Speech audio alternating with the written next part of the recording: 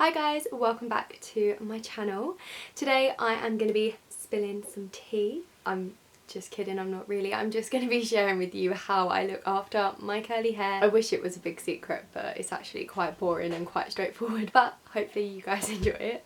So anyone with curly hair will know you cannot just go in with a hairbrush. It honestly just does not work. You're going to end up with hair out here. So every day that I want to wear it down and not shoved up in a bird's nest on the top of my head, I have to wet my hair first so that I can get a brush through it. So growing up, what I would do is I would go into the bathroom and kind of either fill the sink with water, or I would just run the hose, put my hairbrush underneath it and then wet my hair down that way. Now that's great, but I find that actually my hair was getting super wet, so it just took ages to dry. So now what I do, I got myself one of these. Not only does it make me feel super professional because I'm like a proper hairdresser, it's just actually so much more convenient because I can do it on my bed while I'm watching TV. I also find that it doesn't make my hair as wet, so it doesn't take as long to dry. So definitely prefer this, and if you have curly hair and haven't invested in one, please do.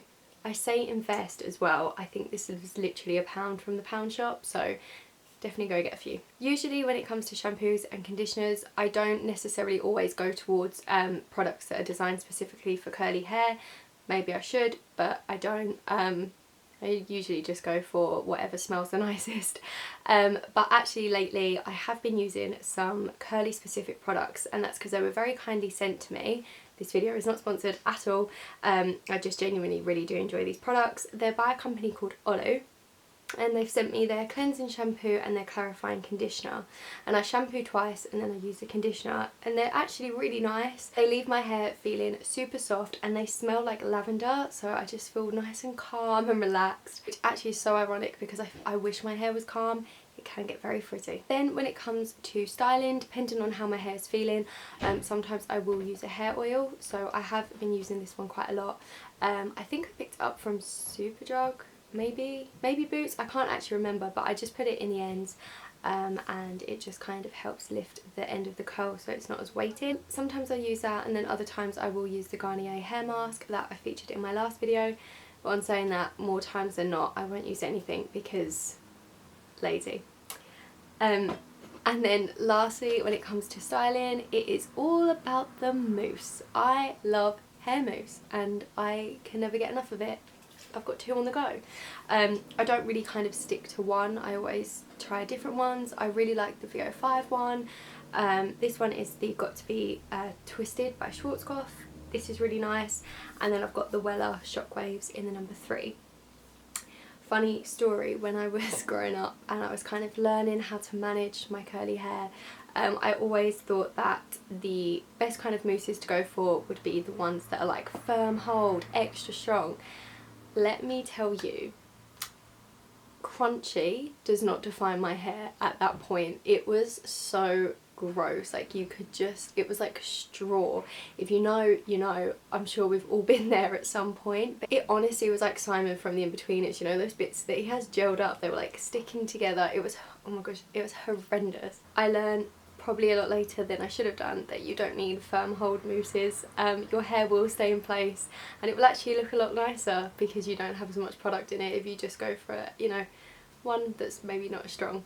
So I actually normally go in with the number 3 on the Shockwaves, which is actually a bit weird because it's 1 to 5, but I've never seen a 1, 2 or a 4. If you have, definitely let me know because I have only ever seen a 3 and a 5.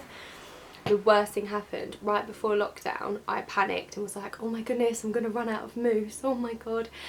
So I went down to the convenience store at the end of the road just to pick some up, and they only had the number 5, so obviously I had to get it, and it brought back some horrible memories. There was quite a lot of flashbacks. I still don't like it to this day. It still makes my hair feel like a crunchy autumn leaf. And yeah, just a nightmare. But I'm one of those people, I can't just throw anything away until I've finished using it, so I went through the whole bottle. So I really do apologise for anyone that saw me on a Zoom call or any family that came to my front door during peak lockdown. It was a mess, but I finished it now. We're on to bigger and better, so no more number 5s. Honestly, that is pretty much it. So aside from making sure that I wet my hair down whenever I want to brush it out and making sure that there is mousse there, that is really all I do for my hair. And I think it's working. I mean, I would love it if my curls started like right on my roots, and they never have, and I don't think they ever will. Like literally will sit there with my head upside down, scrunching away at my hair, scrunching at the roots, trying to make the curls start higher, but they just don't, it just falls. And then I always worry that like my hair looks flat, but I just don't know what else I can do. So if you have any tips and tricks, please let me know, because I want like big curls, but I don't have those. Fun fact though, I did for a stage, we can all laugh about it now, went through a stage where I had incredibly short hair. Like you could see my ears, it was like a little curly pixie cut. I had it for prom. In fact, I loved it at prom, I thought it looked really nice, but then I just kept getting shorter and shorter. Like I used to have the back clipped, so now I'm growing out my hair. Obviously I have had it trimmed, but it has become like this huge attachment to me because I went for so long without it. So now I'm very fond of my hair, and definitely longer for me is better, but that was a fun fact. I also don't really dye it too much. I used to all the time growing up. I've been red, I've had it like dark cherry purpley colour. I used to dye it quite a lot, but I don't really do that anymore. So this is kind of my natural colour maybe. It's got a few tones. It definitely does lighten with the sun, which I do really love, and I am thinking of maybe kind of putting some kind of honey highlights in it. I don't really know, because the thing that I feel like my hair does, if it's got blonde in it, then I just worry that it might look a bit dry and brittle, so I don't want that. So I don't know if to just leave it or to add some colour to it. Let me know what you think.